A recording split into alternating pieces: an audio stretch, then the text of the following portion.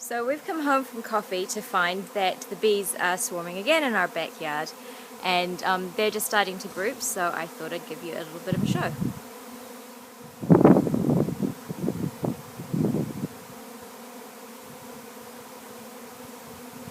It's a little hard to tell which of the hives is swarming.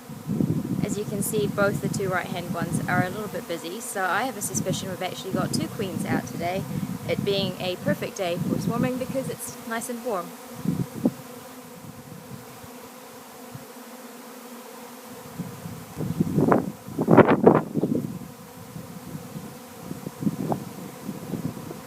Given how busy the bees are with just grouping and sorting themselves out, they're actually pretty harmless.